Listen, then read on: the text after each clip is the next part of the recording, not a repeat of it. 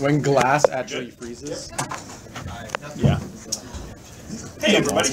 So this is fiction writing and lore in the Elder Scrolls Online. It's going to be a little bit different than a lot of the presentations we've had because we can't really tell you what we're working on because spoilers.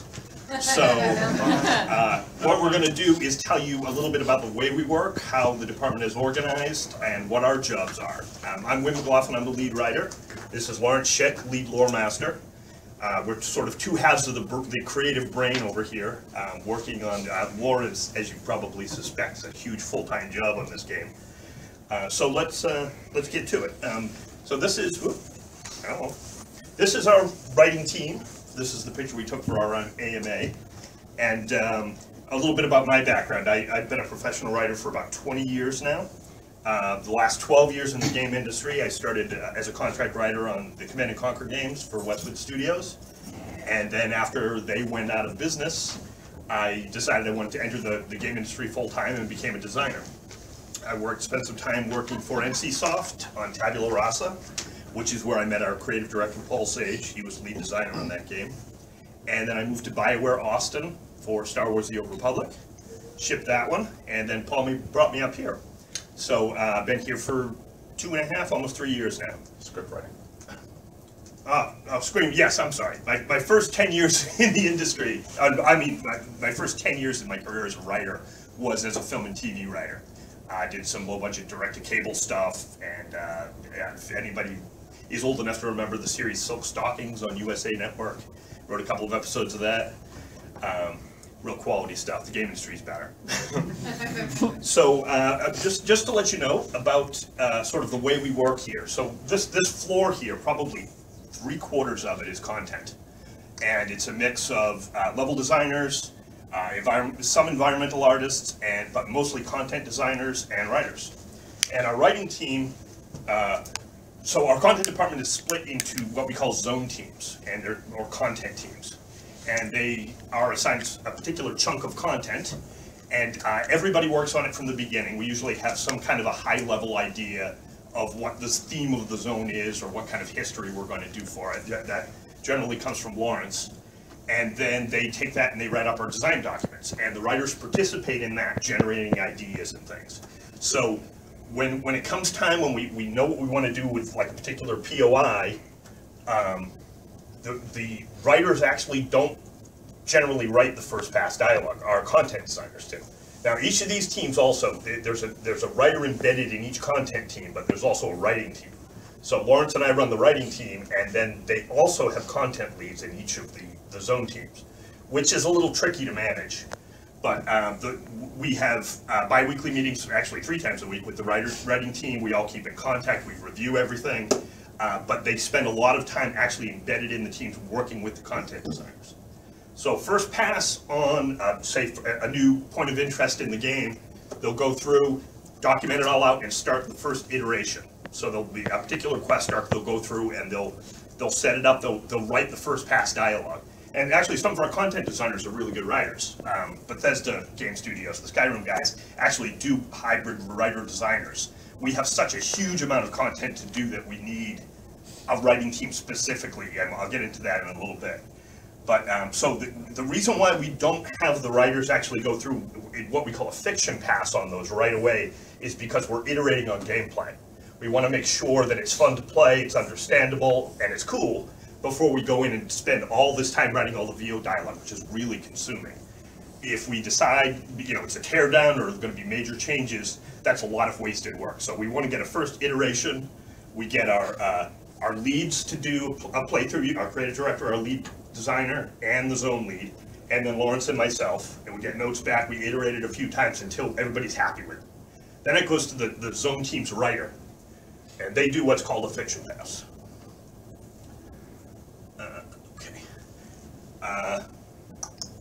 I got ahead of myself here. I should be looking here instead of there. So they go to the fiction pass stage. This is basically what I just did.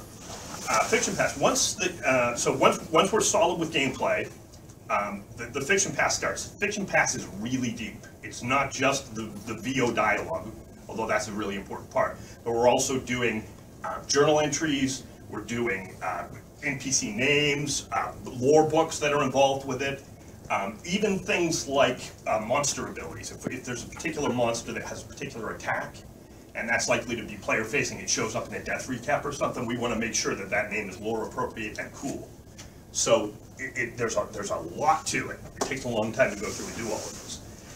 This pass is also where we add what we call flavor conversations. Flavor conversations are the additional questions you can ask after the quest is bestowed to ask for more information. It's completely optional material, a deeper delve into lore. I'll get into that a little bit later. So in most cases when we're dealing with, say for example, a quest bestowal, player clarity is our most important thing. We want the player to know exactly what they're doing and why they're doing it. So clarity of storytelling. Simple, easy to understand, and this is really important. I always say this, whether it's a level 50 quest or a level 1 quest, at the beginning of the storyline, whether it's a quest arc or a new quest, I want somebody who knows nothing about Elder Scrolls to come in, read that dialogue, and know what's expected of them. They might not understand the nuances of the political situations, but they know what they're being asked to do, where they need to go, and why they're being asked to do it. So that's very, very clear. Very, very important. Clarity trumps lore. Now, when we get down, lore terms are also awesome. We love lore. We love lore books. We love flavor conversations that delve deeper into it. So what we do is we have the writers ask themselves the question, as a player, I've gotten this quest. What questions might I want to ask about this person who gave me the quest, about this area, as many things as we can think of. And that's what makes up our flavor conversations. And that's a much deeper delve. Again, optional, but important. That's where we do most of our lore. So for example, it's a quest about werewolves. In the bestowal, we say werewolves, not Hircine's curse, because then the player's like, well, what does that mean? And then they go off and, oh, this is about werewolves. We want them to know up front what's going on. But then the NPC may mention Hircine, and there may be a question, who's Hircine? What is Hircine's curse? And we get into that deeper amount of lore as we go. Things that we're trying to avoid, and this is part of the difficulty of the job, exposition and what we call bookending, or if you, I don't know, from old EverQuest players, hailstorms, where you would ask an NPC a question by hitting H to hail them and get this huge block of text with way too much information. We don't want to do that. We also don't want to fall into the trap, which happens in a lot of RPGs, where you start the quest with a big lore dump. Then you go, you fight some guys, you touch some things, and at the end of it, you turn in the quest, and you get another big lore dump that tells you what just happened.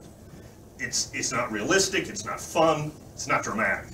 So we try and find ways to sort of meet the story out as we go, and there's a lot of ways to do this. Different optional flavor conversations on NPCs. If you're doing a quest and an NPC is following you on the quest, every single time the quest updates, we try and give them a new greeting, so you can click on them and get more information. We also do theater, which are the scenes that are not, you're not clicking on an NPC, it's either being triggered when you enter an area or by events that are going on or something you just completed, where a little scene plays out, which you see all the time in the game and in Skyrim, where NPCs are talking, casting spells, or doing whatever, and it's telling a story. Again, completely optional, because you don't need to watch it. You can turn around and leave or do whatever you want to do. But these are the types of things we do to try and tell more story during the course of gameplay and make the player feel involved, rather than just, I was told to kill 6 of these guys and get a doohickey and then come back. So that's very, very important. Another big part of my job, pop culture references and anachronisms. It's funny, in previous games that I've worked at, I've been the biggest offender of these, because I love pop culture references, I love puns. In the right game, they're hilarious. In Elder Scrolls, they don't fit. It's established, through 9 games, we just don't do it. Or we try not to do it. So a big part of my job and Lawrence's job is policing these, chasing them down. And it's funny because sometimes it's unintentional. One of the writers will come up with what sounds like a great line. Oh, time for some thrilling heroics. And they don't, oh, that's great. I don't know where I got that from. And then I play through it and I go, wait a minute. That's Firefly, I know. So we try and recognize those things and say, we want to get that sort of the spirit of the line without verbatim using the line. So that's a very big deal. Anachronisms is another thing.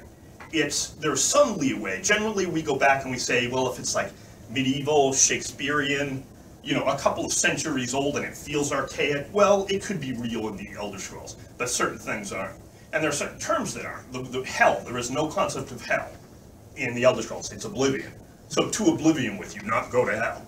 So we have to be very careful of those things, because when you're writing tons and tons and tons of dialogue, these are the terms that just come out almost automatically. You don't even think about it. Another thing we try to avoid are emotional states and player responses. This is another thing that other games do to great effect. For example, the BioWare, the last company that I worked for, did a lot of, you know, where you'll have a snarky answer or a forceful answer. Well, in Elder Scrolls, unless it's speechcraft, intimidation, or persuade, where you'll have some force behind it, and you can have those things, we try to make them very, very neutral. The best types of player responses are things where the player's emotional state, they can sort of project it over them. Like if they're saying, why are you doing that? It could, if they're the player who is role-playing that they are a friendly, well, why are you doing that? Another player might say, why are you doing that? You know, we try and make them neutral and not lead the player, and especially not force the player to do things or say things they wouldn't want to say. Speechcraft is different, because that's optional. You have the option to have the skills to persuade and intimidate and to use those responses. And they're a lot of fun. Another thing we try not to do, which is difficult at times because you want to, the expediency of telling the story, sometimes it's much easier to just blatantly tell the player up front what's happening. And you can give away twists that are going to happen. If you're in a murder mystery and there's only one suspect, well, it's probably that guy that did it, and there's no surprise. So we try and create, well, maybe there's 3 or 4 suspects, and we create reasons for them to be under suspicion. And especially do effective things like, this person appears to be the one, and then they're proved to not be guilty, to not be the one, to not be guilty. And then you go off into it, and then, as it turns out, they are the guilty one. So it's sort of a misdirect. And we try and have those moments of surprise, and, you know, for people who are really paying attention to the story. And of course, forcing players to do things they don't want to do, that's huge. It's a difficult thing to do, or a difficult thing not to do. Because again, the expediency of the story, we want the player to go off on this adventure, and obviously they can accept the quest or not, but if they want to do the quest, we want to give them as many options and make it feel like they're the ones driving it. We're not saying you have to do this. We're not giving them forced failure, things like that. Things we try to include in the game. Humor. We love humor. Not pop culture humor, but appropriate Elder Scrolls humor. Characters like Cadwell, like Sheogorath, where they're really fun if they're done right and they're done correctly. And we try and infuse as much of that in, because Tamriel's a pretty bleak place. There's a lot of horrible things going on all the time. And we want to break that up as much as we can. We do a lot of visual storytelling, and this is where we work hand in hand with the content designers. The theater scenes I talked about earlier, and even things like level design and just layouts of things. The scenes from the dead, the tableaus all over the game with the skeletons is a great example of that. We loved that. We try and engage in that as much as possible. Obviously, most of that is done by the level designers, but we're all thinking, what happened here and how can I work this into my story? A lot of times, things the level designers and world builders will lay out will inspire us to create stories. We go in and say, well, this is interesting, maybe I can use this in the story. So it's very much a collaborative effort. Meaningful choices is another big one too. We try to do this as much as possible. It's a difficult thing to do in an MMO because it's an exponential thing. The more choices you give that lead to completely different outcomes, the more content you're creating at any given time that the average player won't see. So we have to be very, very careful with those, and we want to make sure that those are choices that are interesting and have interesting payoffs. And most importantly, compelling characters with unique voices. That's the most important thing. A lot of fantasy games, there's just sort of your average quest giver that, you know, oh, can you help me, my family, you know. We try and create really interesting characters, and there's so much to draw on with the races, the Khajiit voice and the Argonian voice and the Nord voice. There's nothing funner than writing for a Khajiit. They're hilariously fun to write. So that really lends a lot to it. But then also, how do we make them different? One of the things we found with the first person speak that the Khajiit do is not all of them, we decided, not all of them do it. Some of them are more, that live in the cities, that are more, spend more time with other races, may have less of it. They all have a slight accent, but not of them, all of them do the third person. Older Khajiit would tend to do it, more formal Khajiit. Other ones that might, like Raz, who is in a sort of a secret agent for the Queen, might do it sometimes, but when he does it, it's usually because it's part of his personality and his sort of charisma. Other characters don't do it at all that are Khajiit, so it's an interesting thing to do.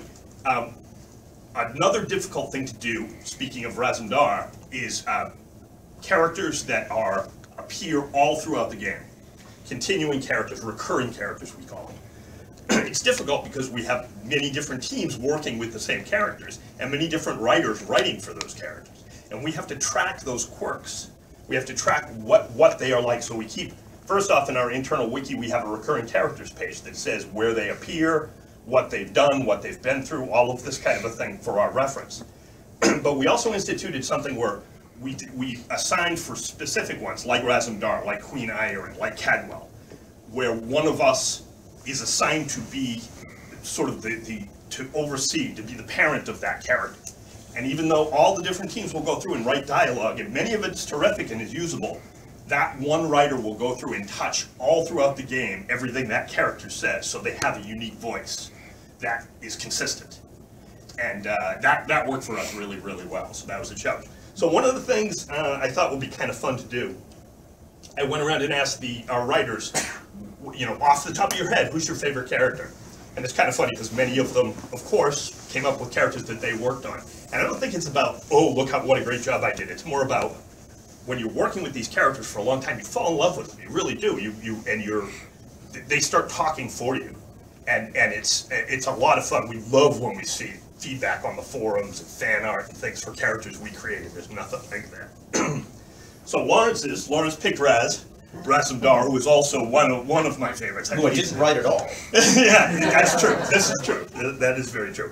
And Michael Zenke, down the bottom, who actually did write, he was the parent of both Iron and Razandar. So he went through and did a brush on them throughout the game. I had the good fortune, even though I wrote the main quest of the game and created Cadwell, but then Cadwell appears later in the game in the entire Cold Harbor zone.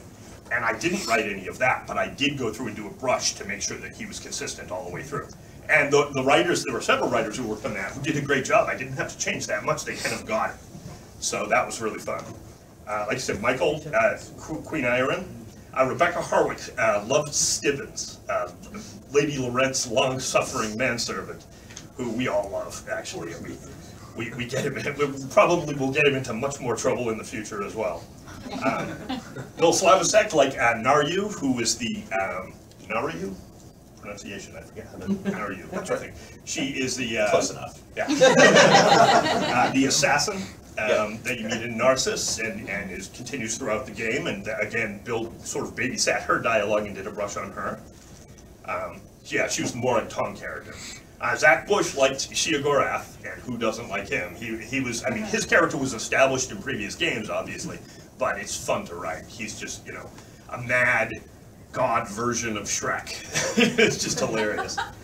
And then Rob Chesney liked King Faharajad, and Rob also was the voice of the Bill Nighy character, King Yaroon. King Emmerich. Or Emmerich, excuse me, thank you. He rewrote his, I believe it was Bill actually who did the consistency passed on Faharajad, but they're both wonderful characters. And then Jonathan Toe, who is has written many of our dungeons and trials. Alan Wee, who is the spirit in Crypt of Hearts and Veteran Crypt of Hearts that introduces the quest. And my favorite, Abner Thorne.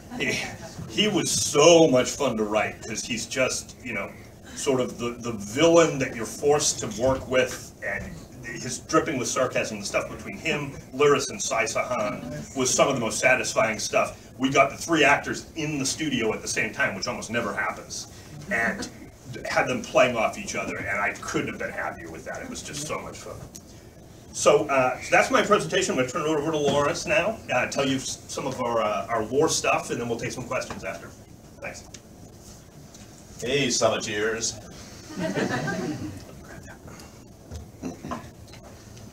So yeah, I'm Lawrence Schick. I'm the lore master. I share the writing lead with an Underwin. I've been in this business a long time. I have sort of a complementary background to Win's. More hardcore role-playing game all the way back to the late 70s. On early Dungeons and Dragons stuff, I worked with Gary Gygax. Was one of the first paper game designers to go into video games in the early 80s to Coleco. Worked for some years at Microprose, doing both strategy and role-playing type games. Worked with Sid Meier there. Then in the 90s, I went into my management arc and was a producer, executive producer. I was a general manager of all the games at AOL in the late 90s. Then I dropped that out, went back to writing, and my friend Ken Ralston, who I've known for 25 plus years, and is one of my best buds, and who was lead designer on Morrowind and Oblivion. He dragged me back into game design to work on the game that turned into Kingdoms of Amalur Reckoning, which was done at Big Huge Games just down the street. Then about 5.5 years ago, I moved up here, initially as a lead content designer, and it's just been the culmination of all the stuff I've done before, and this is just the best gig I've ever had. This is great. So, what the heck do I do? Well, yeah, He is a wizard. we set out some years ago to build this MMO, this big fantasy MMO, and we could have just taken the route of building a fantasy MMO that had a sort of light dusting of Elder Scrolls on top of it, right? Like Lord of the Rings Monopoly. It's just Monopoly with the names changed. But we decided we didn't want to do that, though that would have been the least risky thing to do. We decided we wanted to build a real, genuine, deep entry in the Elder Scrolls series, regardless of what implications that had for sort of standard MMO organization mechanics. That was a risky thing to do, and there were a lot of people, even internally here at the studio, who thought, yeah, great idea, sure, that's what we'll do, right?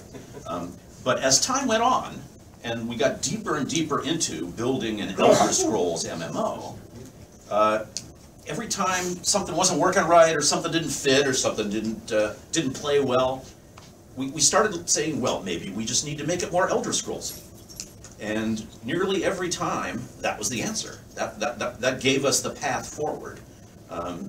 So that eventually, we were really deep into it, and this was all with the full approval and consultation and help of Bethesda Game Studios. And early on, I sort of took on the main role of consulting with them about lore matters, and because I was working on the main quest and stuff like that, and I sort of gradually grew into this position of being the guy who you went and asked about the Elder Scrolls stuff. We have everybody on staff, everybody on the dev team is pretty much an Elder Scrolls fan. I mean, when we're interviewing people, that's one of the questions we ask them: are you an Elder Scrolls fan? It's important. The tone, the feel of the game is very particular, and it's not necessarily, it's easy to kind of just deviate from it and go generic, right? And we need to gently steer things back in the direction of Tamriel when they start veering off toward, Dungeons and Dragons or something. We've been working very closely with Bethesda all along, but always with the clear understanding that they own this property, they control it. We are a sister studio, we're very cordially working with them, but we defer to them on matters of lore and background. That's over time. I've learned what their hot buttons are, what are the things to stay away from, what they're totally cool with, and they've even started discussing things back and forth with us. So it's grown into a real collegial working relationship. So what is cool about Elder Scrolls? Why do an Elder Scrolls game rather than some other property? Well, the thing that's unique about Elder Scrolls in the fantasy settings is that it has equivocal lore to it. It's not like Middle-earth, it's not like Forgotten Realms or so many other settings of that sort where, you know, like in Middle-earth, for example, you got the Silmarillion, you got the appendices to the Lord of the Rings, you've got all the jillion books that Christopher Tolkien has edited, and they all come from one big lore daddy. And he says, this is the way it was, this is what happened, and, you know, it's all laid out right here. Here's the names, here's what happened to Morgoth. We know exactly what happened to Morgoth, and where Sauron came from, and what he was doing in all those years in between and stuff, because Tolkien said so. Elder Scrolls isn't like that. In the Elder Scrolls, this is one of the great innovations that started coming in around the time of Redguard and Morrowind that really differentiated the series from others. In Elder Scrolls, every bit of lore is delivered from the viewpoint of a character in the game. There's no ex cathedra statements by somebody that, well, you know, it's like this. In Elder Scrolls, things work like this. Bam. Nope. In Elder Scrolls, we have this sage who tells you this is how it works. And we have this person over here who gives you the history of this area. And it's always done through the point of view of the characters in the game. That leads to two things that are really interesting. One is that it leads to useful inconsistencies. Useful in what way? Why is it useful to have inconsistent lore? That sounds crazy. You should just know, you know, what the heck happened there. Well, it's useful because lore that is delivered by an unreliable narrator. Lore that's delivered by an unreliable narrator gives you lore that has two aspects to it that are of interest that are valuable to the player. One is, yeah, he's telling you about what happened when the Akaviri invaded, right? But he's also telling you what he thinks about that and what his culture thinks about that. And so that adds extra nuance and extra flavor that you don't get if stuff is just handed down from on high. It's a different paradigm from Tolkien. It's really a paradigm that comes from H.P. Lovecraft and from his development of the Cthulhu mythos, in which everything is told from characters who are in terrible circumstances, and some of them are mad. So there's really unreliable and inconsistent information there, and it's great.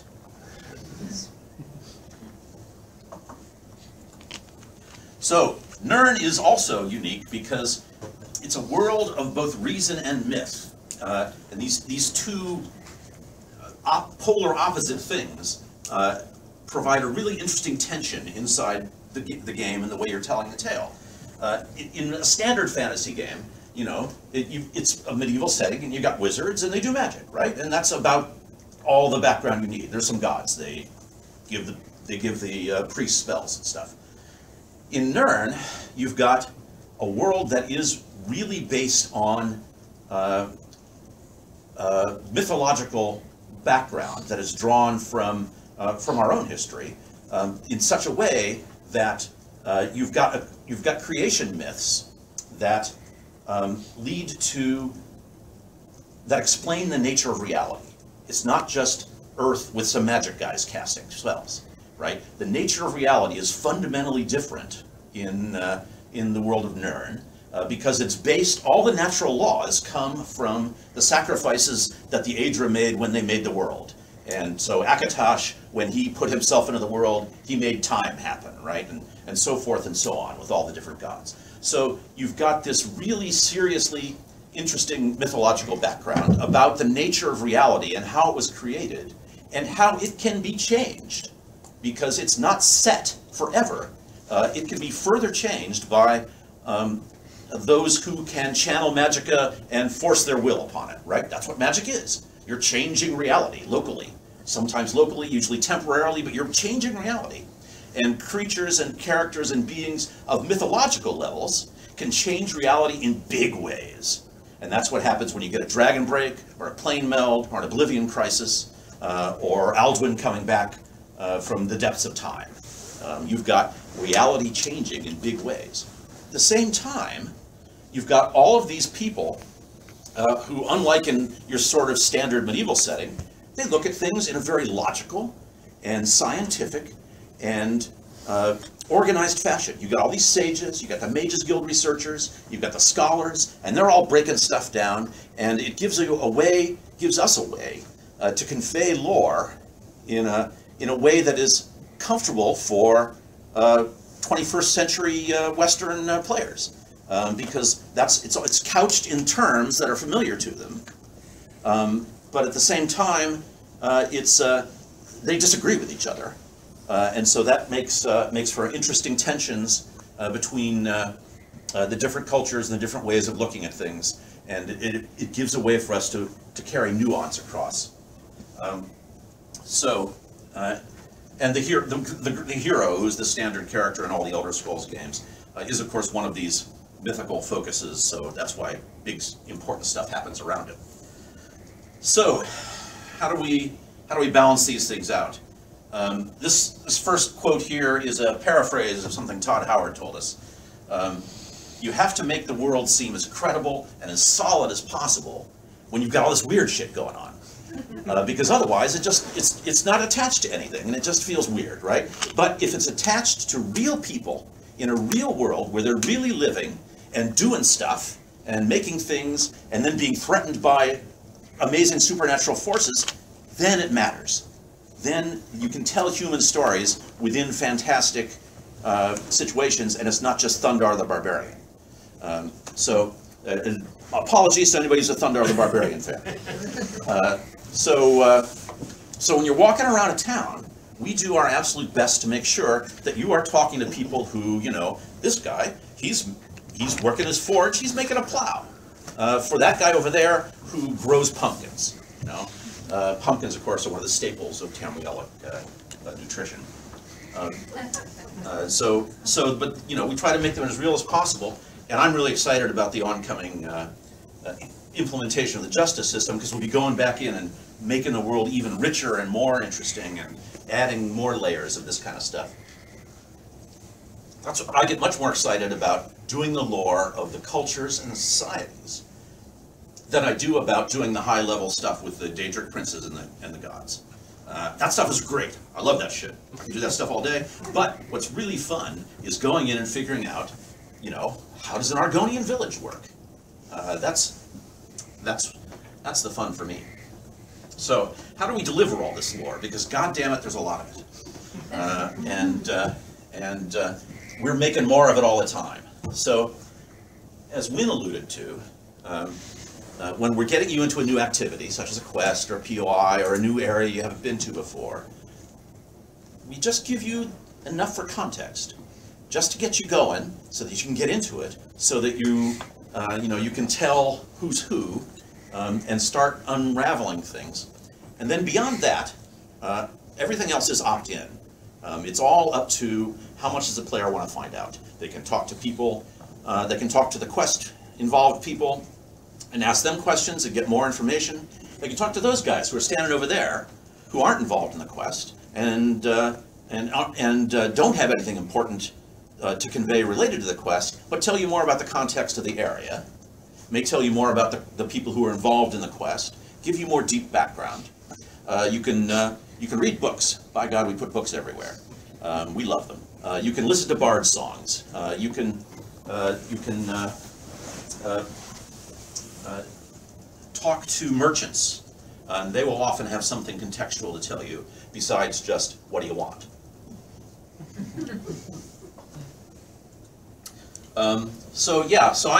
The lore books are one of the things I'm responsible for. It's a hallmark of the series, so we knew we needed to have a bunch of them. I told them early on. They said, okay, this is like 4 years ago. They said, make an estimate of how many new books you're going to have in the game. And I sat and I thought about it, and I made some notes and stuff, and I said, oh, about 1,500. And they said, ha ha ha ha, you're out of your mind. You get 200. So we ended up with 2,000. And this is in addition to selecting classics from previous Elder Scrolls installments that we felt we needed to have, either because they're foundational lore books that tell you about the background of the setting in classic ways, or because they're just so cool we couldn't leave them out. Like the Lusty Argonian Maid. We couldn't deny that to our players, even though it was written 800 years after our game. So that adaptation was that is right. So we figured out that it's actually an oral tradition that pervades through Tamrielic society, and so it's been around for a very long time. And that guy Crassius Curio in Morrowind, who claimed to have written it, was just doing the latest version, the latest translation. We need to write a book about him, about how he was wrong. He claimed it. But he's in the... but no, never mind. You're right. And the thing is, most of these new books are telling about... I mean, a lot of them are quest-related books, right? So they're just, you bastard, I'm going to get you for this, and here's the incentive for why I did this terrible thing. But also a lot of them just tell about, just cast some more light on the information on where you happen to be in this great big world of Tamriel, and what they think about here, and how they do stuff. And then we included a sprinkling of really insane deep lore volumes for the serious lore hounds that mostly I wrote, that are a ton of fun to write. But you have to step carefully because you're carving channels in the high level lore of a game that has a big fat history behind it, and the lore hounds take it very seriously, as well they should. Me being one of them. Lawrence has a wonderful habit of going through and writing not just one book about this topic, but three from three different authors, all of which contradict each other. I like my dueling sages. Often, because this game is, I think, the biggest and most complicated single piece of entertainment in the history of the planet.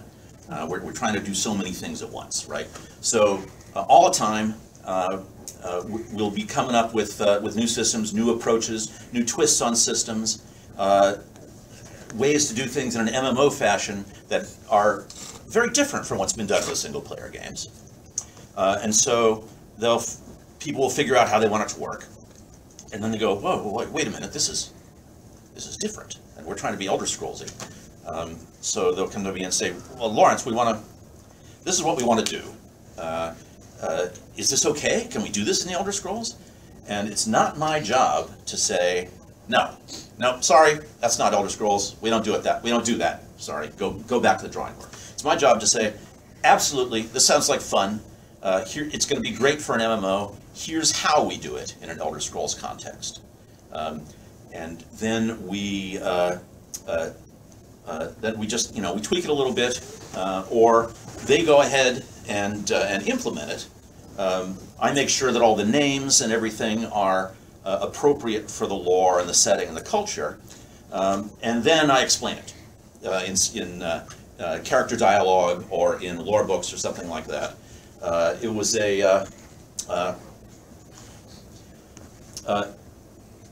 one of the axioms I learned from Sid Meier when I was working at Microprose in the 80s, which was at the time known mainly for military simulations. And he did some of those, like Silent Service and some very famous ones. And his game design axiom was, when you're making a game that is a simulation game, then you figure out where the fun is, you make that game, and then you figure out what it's a simulation of. The way we apply that here is we make the game, we make it fun, and then we figure out why this is actually exactly an extension of previous Elder Scrolls lore and makes perfect sense within the system, within the history. So ultimately, gameplay always wins because it should, because it's a game, and it has to be fun before all. But we always get the last word to explain it. See what he did there? Yep. That's the end. So now we'll take your questions. Do you want? I'm sure we'll both field them. He'll take the lore question.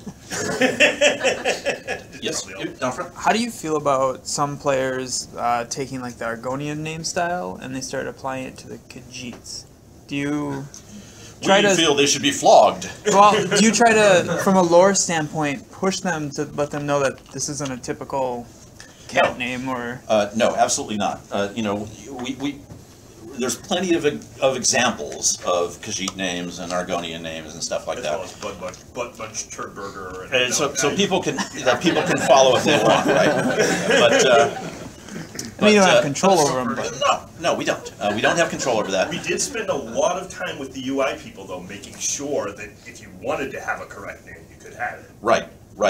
So that you could have the sufficient number of hyphens in your name to do that, so that if you were an orc, man, they went crazy when I told them that they had to suppress the capitalization of G on Gro and Gra apostrophe, so for on orcish names. They were like, nope, can't do that. Nope, can't do that for months. And then they had to do it.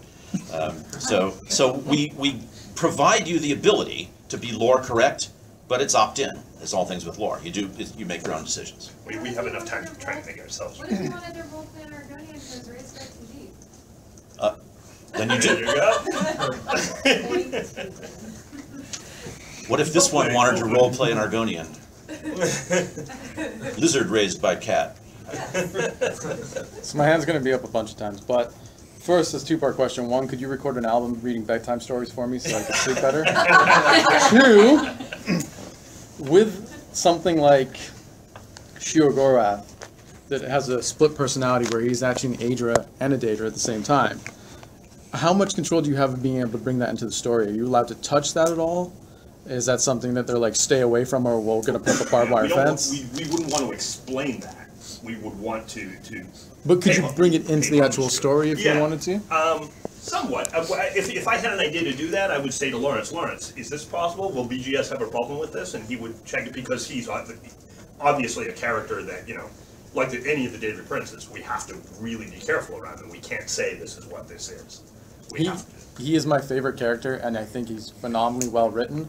And the guy who voice acted him should get everyone else's voice acting pay given to him, because he was amazing. He is great.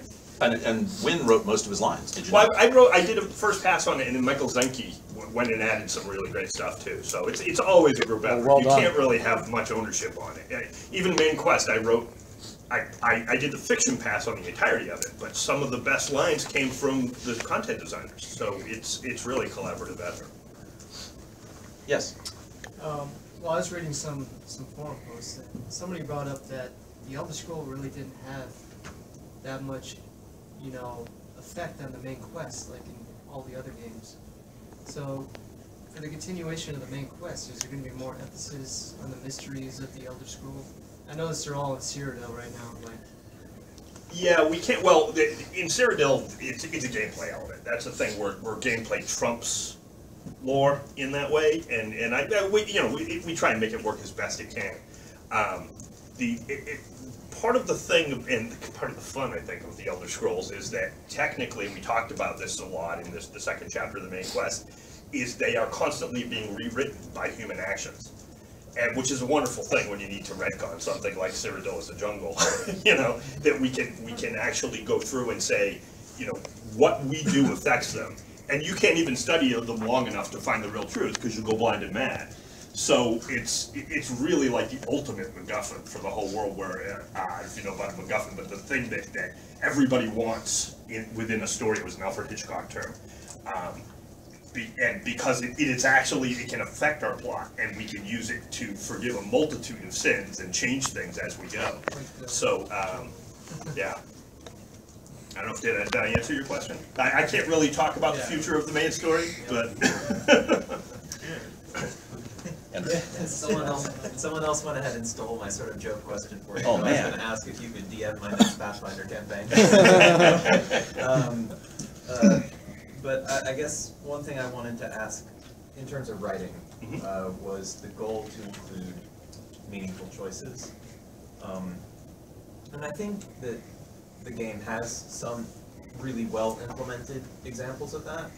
But I think that also for some choices in the game, one frustration I had was that a lot of times the choice you get comes at the end of the story arc. Right. And so you go through all this work, and then at the end of the story arc you get to choose, like, you know, is she going to be the queen or is he going to be the king, or you know, do you destroy the artifact or let it stay, or Part of that is what I talked about when choice is a really difficult thing to do well because it gets exponentially greater. Sure. If you had a choice at the very beginning of the quest, it would essentially be 2 quests, and then half of the people wouldn't see part of the content. And when you're creating a game this big with as much content, the last game I worked on was Star Wars: The Old Republic, which, as you know, BioWare has an incredible depth of choice. That's their whole style of writing, and the nightmare of testing that and making sure that if anybody's played through that, the main quest, the class quest in that, there was a critical path through those, that if at any point the game broke, you could not advance in the game. The game was over for you as a player. And when you're releasing a game of this scope and this magnitude, it's you just can't risk that. You can't risk. I fully appreciate that, but to a certain extent, isn't that what makes the choice meaningful? Is having it early enough that it does have that kind of consequence? Because at the end of, you know, like, right before I leave the zone, I make this choice, and then I never return. I don't feel the choice. Right. Well, one way we try to mitigate that is what Wynn was talking about is through recurring characters. Yeah. And recurring characters will appear in later zones in the storyline, and then they will react to you, or even appear or not appear, depending upon what choices you've made earlier. With that's a good the stone, was the family in Bleak Rock that you could make the choice as to who to save and everything. Those characters continue to show up through the game and will react to you based on what you did, and one of them becomes a major character in the Rift.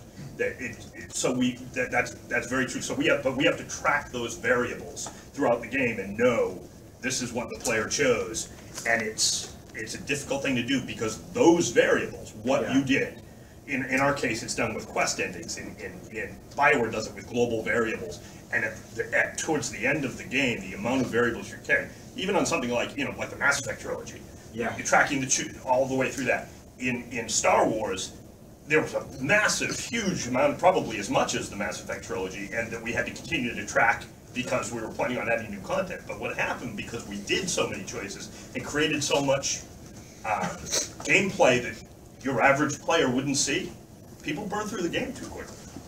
So, and an issue we love doing that business with recurring characters, but we can only do a certain amount of it. For one thing, it's really hard to test, because the game doesn't get tested holistically very much, right? This part gets tested, and then different people test this part, and different people test this part, and they don't necessarily know that they're supposed to be looking out for these recurring characters and making sure they're implemented properly. So we're still squashing bugs related to those, I'm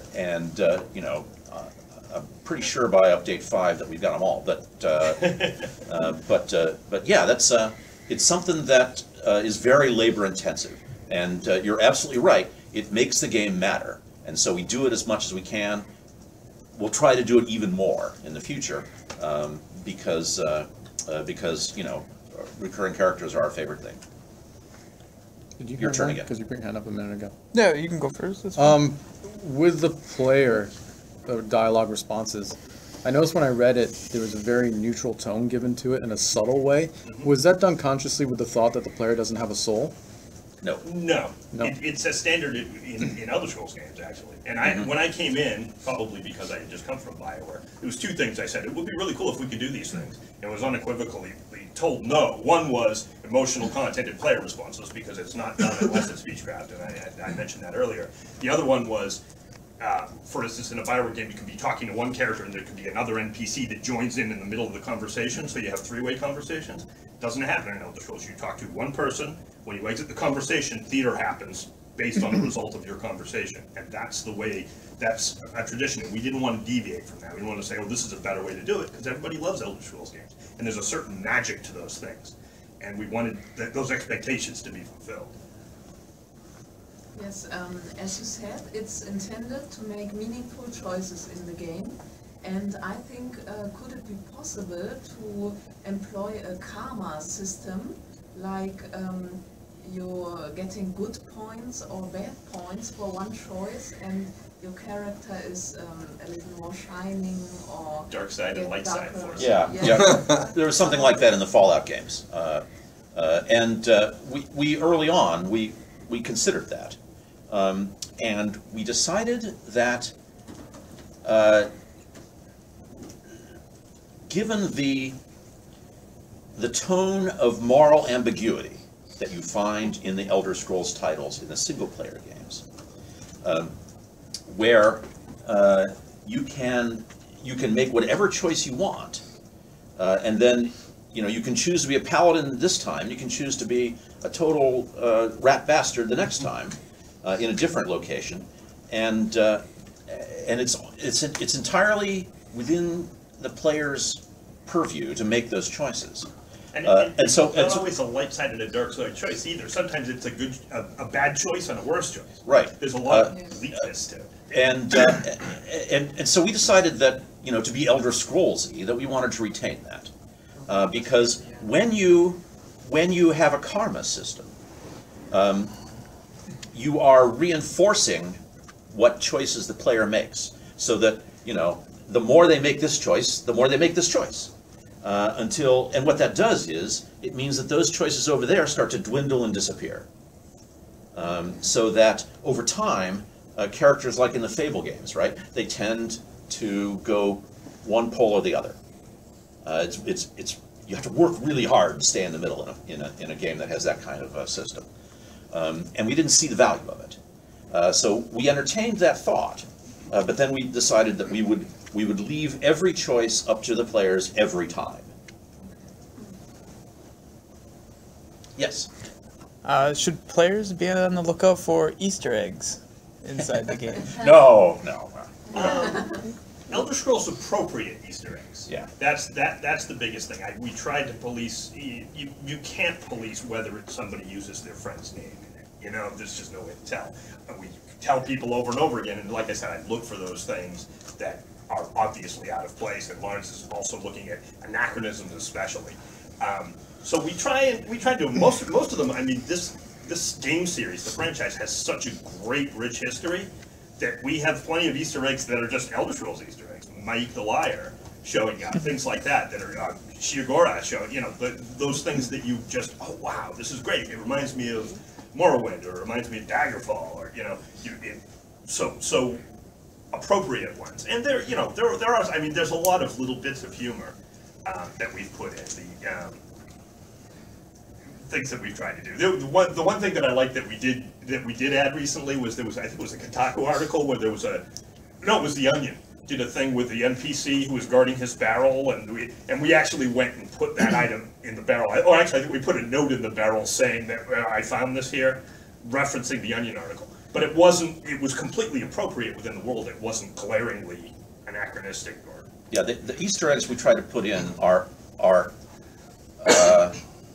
contextual Easter eggs, right? So that this guy here will refer to something that guy said way the hell over there, and you may never get it. Most people may never get it, but if people who get it will say, "Oh yeah, I know what that means. That refers to that guy over there." So that's those may be more effort than they're worth, really. But yeah, we do this. Yes. You. One question I had about recurring characters, because that was one thing you mentioned earlier that's so great. You guys were lucky enough to work with some really outstanding actors and actresses on the game, and for the release version of the game, this was really awesome. How easy is it for you to bring back characters? Given That's a good question. Well, those roles are called stunt casting generally, and it's a great thing. It's great publicity. People who are fans of these actors who might not otherwise see news about the game see this, and they're also fabulous actors. Getting John Cleese was like the highlight of my career, because we didn't have a character for him. We found out that he was available, and we created one for him. I created one for him, and I memorized every line the guy's ever said in his life. An old Monty Python fan. But potentially we could. There are many we would like to bring back. Some of our main cast aren't really stunt cast. They're sort of upper level people like Jennifer Hale and Kevin Michael Richardson, who aren't like Bill Nye is tough, Dumbledore is tough, you know, the Alfred Molina is tough, but I would get him back because he was awesome. Yeah. But we would like to. And there are also, without getting spoilery, there are chances that some of these characters might not be around anymore. And we want, if we did bring them back, we would want them to be available to everybody. You know, so we'll see. We've talked about it. There are many we would like to. Sure. Yes. Will we see any more like a story based around the tribunal in the future? For me personally, that's a story that's really intrigued me, and I loved seeing, you know, Almalexia in the Ebonheart Pack storyline. Will we see any more of that type of thing in the future? I can't tell you that we will. Yeah. That would be spoilery. I can't talk about that. Can't say that. Sounds good. But that would be really cool. Yes. Can we expect something like a dungeon compendium for your dungeons? What is the story of the bosses? Why is this dungeon there? We try to do that with lore books as much as we can. Dropping them in. Part of the problem with dungeons is you're with your group and everybody's in a big hurry and nobody wants to stop while you read a book.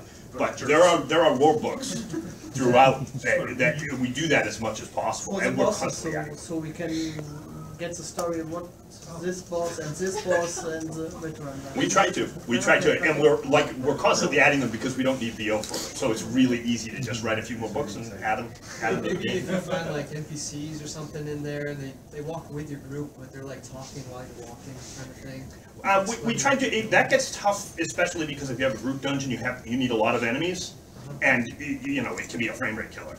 Everybody's got spell effects going off, and the enemies are fighting and stuff, and every single additional person that you add. So those tend to be. Maybe worse than PvP. Yeah, 1 to 4. You know, 4-player dungeons or single player. And actually, I would actually brings up an interesting point that I've been wanting to ask you guys to see what you think.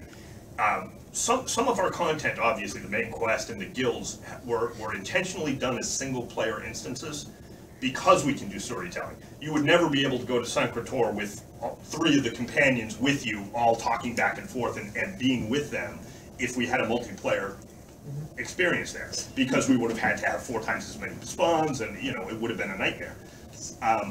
Does that, in a multiplayer game, that was a choice we made, but we're starting to think in future content, do we want to make this, you can go with your friend, or do we want to have them 4-person?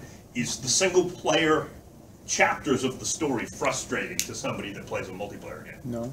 I get a lot of resistance from it, actually. Yeah? Yeah, and I run a casual community, mostly elderly, Yeah. and there are people that cannot progress. Like, we've tried it by hundreds of themselves? times. Yeah, by themselves. Ah. They cannot progress it to save Oh, their that's life. interesting. Huh. But from a storyline aspect, if you take it away and make it a group atmosphere, you no longer feel like the hero.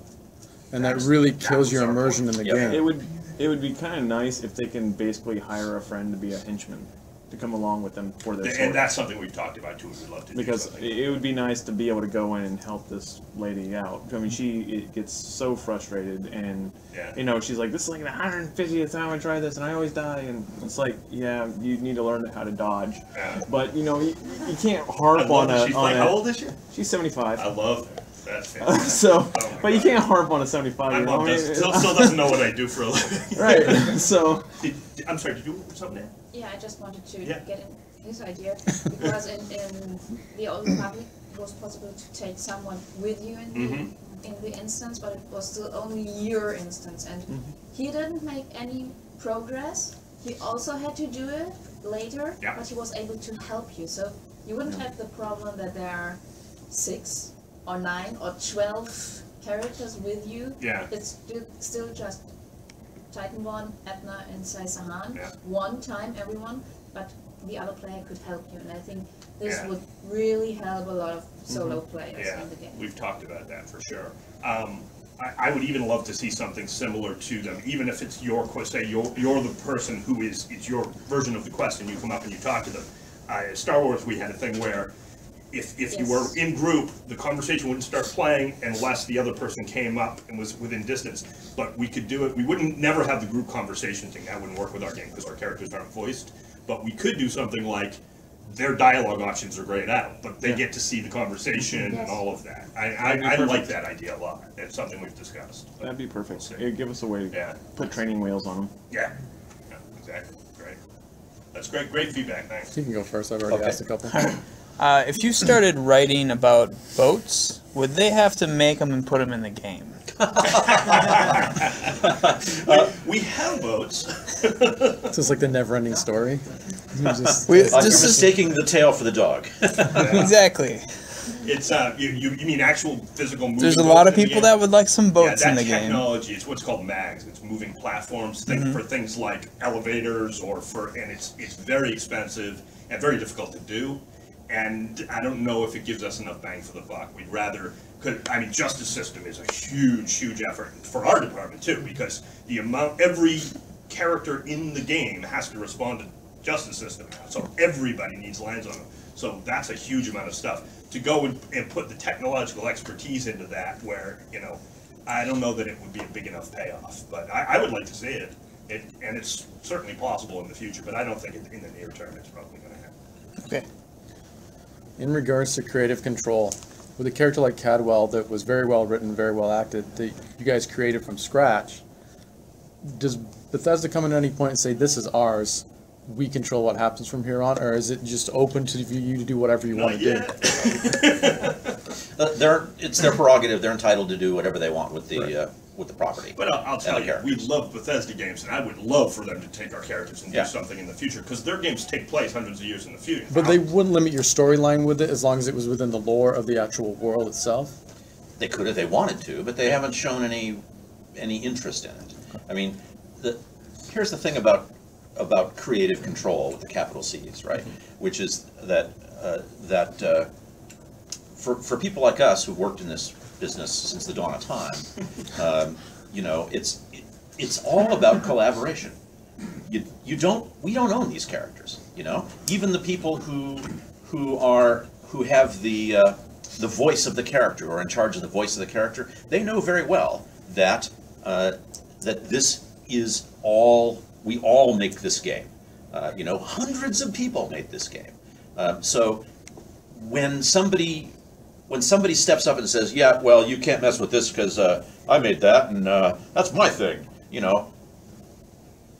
show them the door. That's true, and it's fun when you're getting stuff from another writer that you're doing a pass on. When you find great stuff, you don't have to change. I wrote a lot of Cadwell's funny lines, but "Victory, thy name is Cadwell" was Bill Slavisek's, and I love that line. He did some great stuff on it, and the other content designers on that team just put in some great stuff. So yeah, I may tweak it a little bit. They hadn't saying what too much to me. It didn't sound John Cleese to me. So just one more thing about creative control and collaboration. Okay, when you're a game designer, if you're really thinking about what you're doing, the really serious game designers are always thinking about the fact that your collaborator is, in addition to you're working with 2, 3, 50, 200 other people to make the game, your ultimate collaborators are the thousands to hundreds of thousands to millions of players who play with the game, right? And their choices, their decisions make the ultimate experience that occurs. And in a multiplayer game, they're collaborating with all the other people who are making those decisions too, right? So you really have to be open and feel like I am making stuff for everybody else to have fun with, right? I am giving them the potential to go and do cool things, and it's theirs. It's not mine, it's everybody's. So that's it. If I could add to that, having worked 10 years in film and TV, where I went to my cave and I wrote, and I came back and they said, we like this, we don't like this, and I go back and I did, it was not a collaborative process. They would give me bad notes and I would try and make them not so bad and turn in my next draft, and it was once I started working in the game industry, I never looked back for a second. Everybody has this, it would be great to be a screenwriter, and I have many friends who are writing for film and TV that I've had for decades. And many of them are successful, and very little of their stuff gets made, and it's always frustrating. I wouldn't go back. You could probably pay me to go back, but it'd be a lot. I could go on and on about the whole genre's roots in tabletop, but I'll spare you. Yes? So I have a I'm definitely coming from an MMO background, although I've enjoyed all the Elder Scrolls titles before. One thing that I kind of miss as a player in ESO is the feeling that the world at times is much larger than myself. And that may be at odds sometimes with trying to always paint you as the hero, but I sometimes like feeling like I'm part of something bigger. And I feel like in ESO there's not a lot of characters that are presented as being more powerful than the player. There's not sort of like legends of the world that, you know, exist as forces that, like, I'm not really afraid or in awe of anyone I meet. And in other games you might, I guess, like in D&D you might think of like an Elminster or Warcraft like a Grom Hellscream, or even in the Elder Scrolls franchise itself, like a Divae Fear or something. You know, there's these sort of legendary characters that's like, whoa, you know, this guy is like a real badass.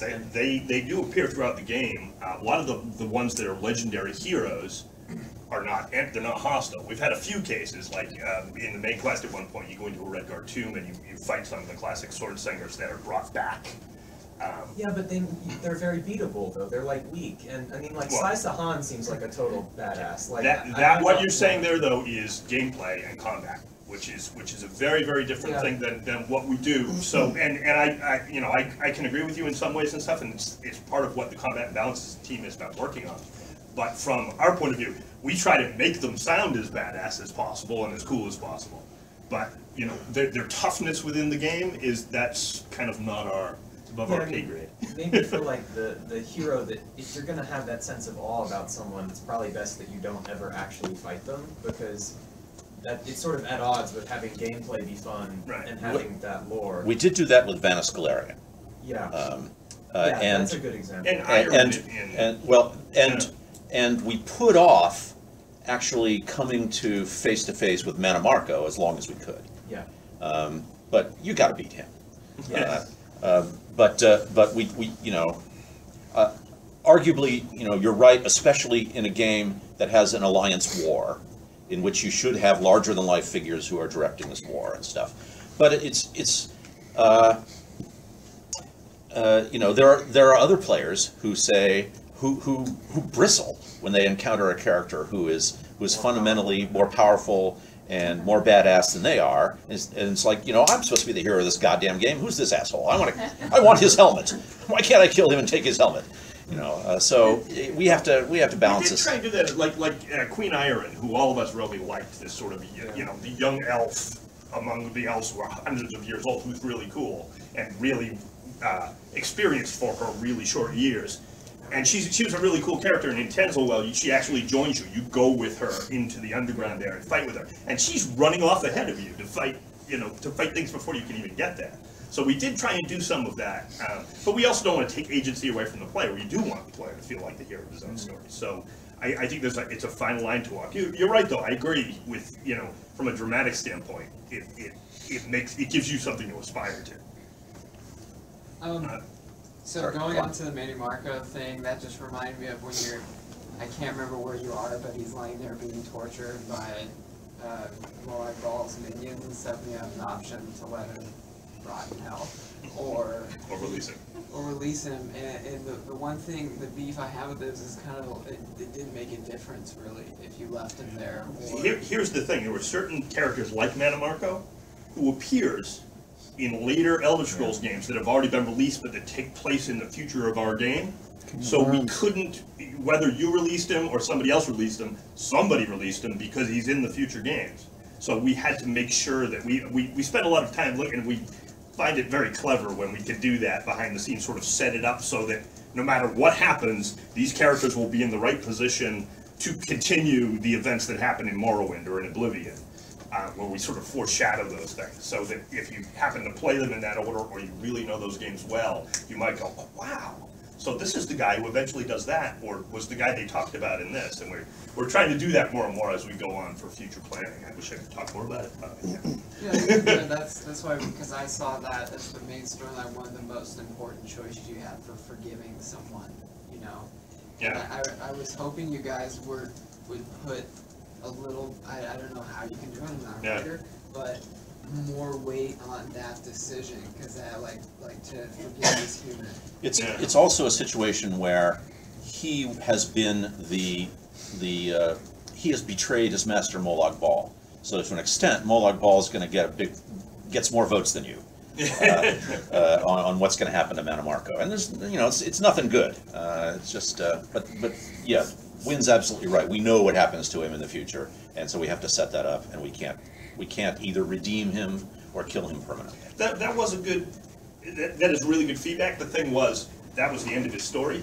So it would have to be done through a long, protracted conversation with him, which at that point in the story, we thought kind of broke the action. At that point, everybody's ready to go face, stop the plane meld and kill Molag Bal, or defeat Molag Bal, because you can't kill a Daedric prince, ever. Well, it's because I was took by surprise. It was cool that I was given even the opportunity to forgive this man who has been curb stomping me the whole game. Well, I don't know if you noticed, the cells along the side of that room contain other characters, and depending on who you defeated or saved, different characters showed up in those, and all of them you could go do it too. It was kind of a little Easter eggy kind of a thing. It wasn't originally part of the storyline for that, but we were like, wouldn't it be cool if we put this in? So we ended up doing it.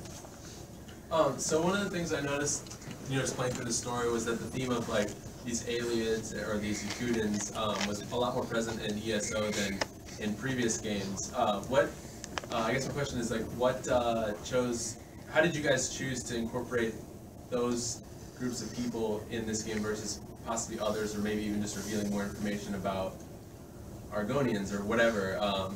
Which we will do that. Yeah, I just thought that was very interesting. I wanted to hear your thoughts. It's because of our strange situation of being a prequel sequel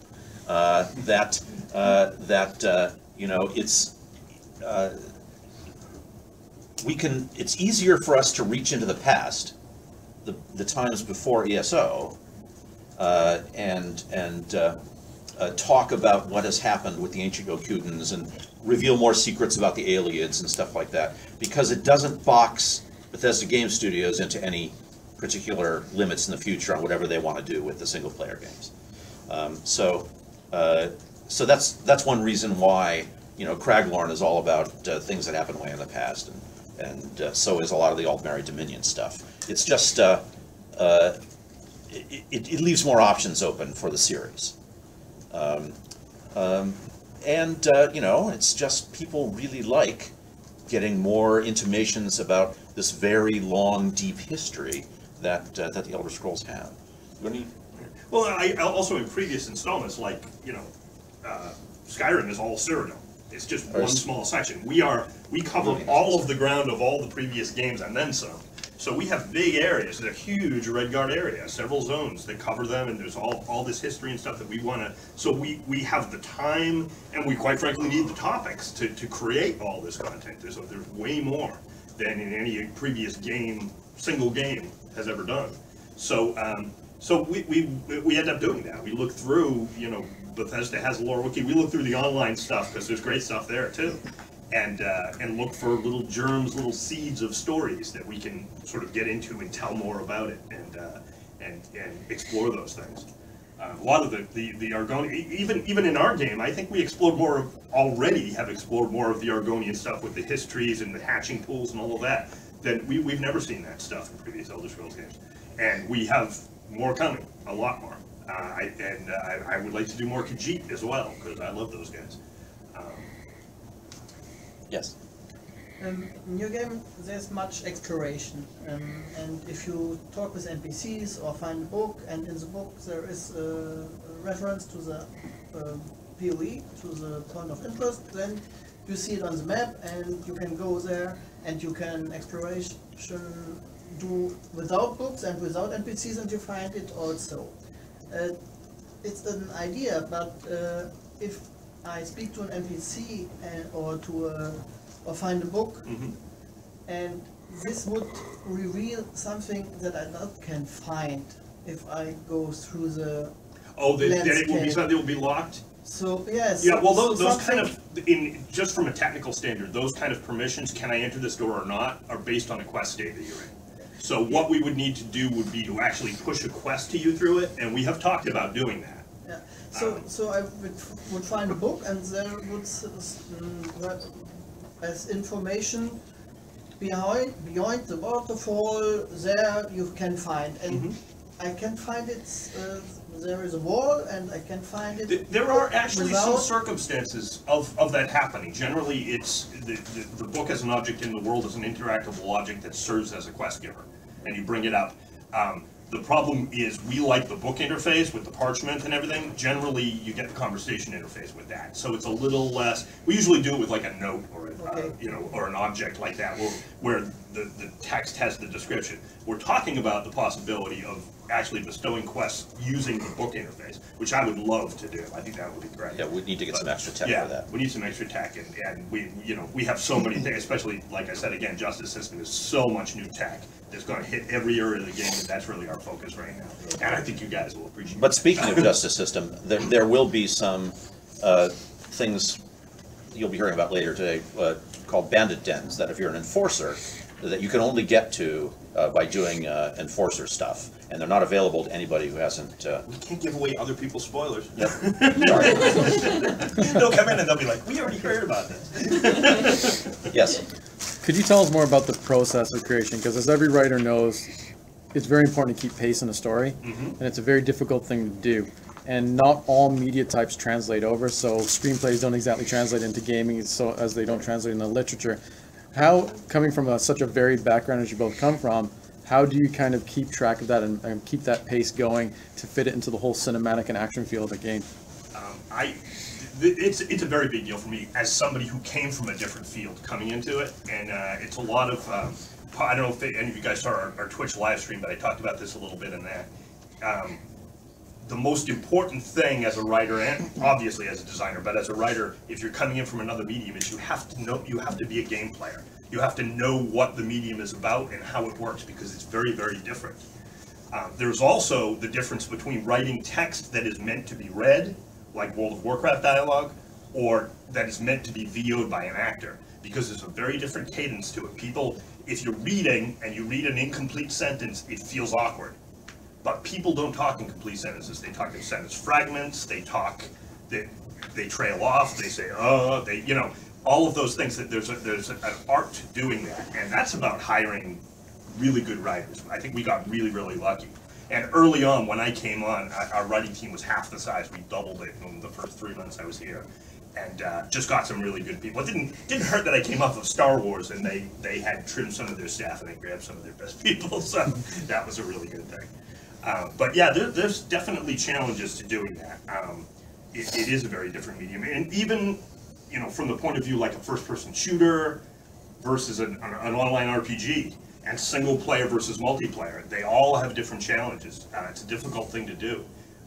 One of the biggest challenges in our game, because when you're writing single, we call them SATs or barks, that are the lines that are recorded that when theater is happening between two NPCs, they're saying them. Those actors are very seldom in the same room when they're doing them, and they're doing tons of lines and reading them. So it's really important to have those lines, to take the time to write a line and also give notes about how it should be delivered, so that when all of that is assembled together, it sounds like a natural conversation, and it's exciting, and it tells a story.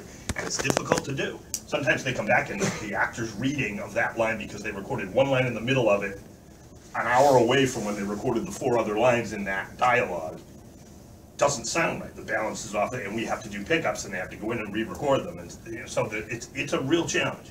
And like I said, the tendency with writing little bursts of dialogue that are going to, the game tools are going to pull from an action list and say, play this line on this NPC, play this line on this NPC, have this guy walk here, play this line on this NPC. All of those timings, when you're doing them as a writer, you have a little block. You don't have a script. You're not seeing the whole thing. You have to write the lines individually, and there's a tendency to just kind of burn through them and do them quickly because it's not as much fun. But you can't do that, because those dramatic, for the people who do pay attention to the theater, that's where the game comes alive. When you come out of that conversation and stuff starts happening around you, and you see this going on, and you feel like you're there, it's critical. So we really have to pay attention to all that stuff. It's definitely a challenge. It's definitely a challenge. And as I think you were alluding to, when you're writing in other media, you really try to build up a head of steam and get your head into the space where it's one of the functions that Win and I serve here is that when our writers get stuck, when they get off track, when they're just unsure of themselves, they'll come and ask us. Our door is always open, and you know, we never get to build up a head of steam on anything because we've got writers and content designers coming in through the door all day long saying, can we do this, and well, how do I do that, and I was thinking about this, and what do you think of this character? And so it's up to us to kind of nudge them on and keep them moving and focused, stay on target. Yes, in ESO we can be a vampire or a werewolf. So can we expect in the future to be a zombie or werefish or something? Interesting. Would you like that? Be a slaughterfish. Yes. A zombie. You wanna be? That's the first I've heard anybody express that interest, actually. I want to be a were slaughterfish. Land sharks. We'll take that under advisement. The zombies and the werewolves are being those things. Those are things that have been traditionally possible in the single-player games. That doesn't mean that we can't add other things, but those were base things that we knew we had to have. But beyond that, it's interesting to think about. What to think about that? Make a note. Yes. So gameplay comes first, and then you guys fill in the pieces to make the story compelling. Given the way that questing works in ESO, the gameplay for questing is fairly directed. It makes it very easy for the player to figure out where you need to go and what you need to do. Have you thought of any creative ways to maybe write, puzzles or mysteries? Given the way that gameplay already exists, is that possible to do in future content where maybe there's something the player can figure out without it being sort of shoved down their throat quite as directly? We have little vignettes and things that happen all over the game we call IC, or independent content. It's not really a full POI, it's not really a full quest even, it's just a little thing you stumble on, you can talk to some people and do things. We're always trying to add more of that stuff to the game because we love that, those little things that you find. And yeah, we've talked about puzzles in the world that are just there, and if you figure out how to work them, you get a reward for them, things like that. So we're always brainstorming this kind of stuff. It's about prioritizing what would be cool to add, what do we have time to add, but more importantly, what do you guys want? Sure. Because that's why we do things like this, because we want to know, you like this, you don't like this. We don't want to spend time doing stuff that you guys really aren't interested in. So the more you tell us you want to see that stuff, the more likely it is that you'll see it. But certainly, justice system, and then later stories and content for eventually Thieves Guild and Dark Brotherhood will pull us inevitably in that direction. So yeah, we'll be doing more of that. It's hard though, because it's so easily subject to misinterpretation by the players. Yeah. And then when the player misinterprets something that we think was obvious, the player is certain that it's our fault, and they don't like that. So it's hard. Yeah. You've got to come up with stuff that's pretty bulletproof. Working hard. Working Sundays. Okay. I just wanted to piggyback on her zombie werefish comment. With the lore of the game, it already indicates that there is multiple types of lycanthropes, and they come from different regions. Has been thought of adding the were lion and the were bear and the were shark and things like that in the future? It's always on our list of expansion stuff we'd like to do. It has not yet risen to the level of it's a pretty big long list. Yeah, this is more important than this other stuff we're going to do. So yeah, I'd love to have werebears. Cool. Wereboars. I want to be a wereboar. You got one more here? Just to go off of what he's saying, like the quest in the Almeri side with the riddles, that was like one of my favorite quests from Gary. Which riddle? Shoot. It was on the little island outside. Oh, sort of the treasure hunt kind of a thing where you had to go. Well, he had a whole bunch of like objects on there, and he's saying that you got to pick which object. Oh, okay, yeah, all right, I do remember that. Yeah, that was fun. We have some really great content designers that love to design puzzles. So and yeah, they're they're really cool. They're fun to sort of write around too and support. We just have a great team here. We really do. These guys are so much fun to work with, and they're so talented. There's so much raw talent in the studio, more than any company I've ever worked with. And I've worked with some great companies, so we're really happy to be here. So thanks a lot, you guys. We got to wrap it up. Gina's making us leave. Gina's being a bully. No. But thanks a lot. Great questions. In case you haven't already noticed, Gina's the bad cop. She's tough to cross. Thanks, guys. Thank you.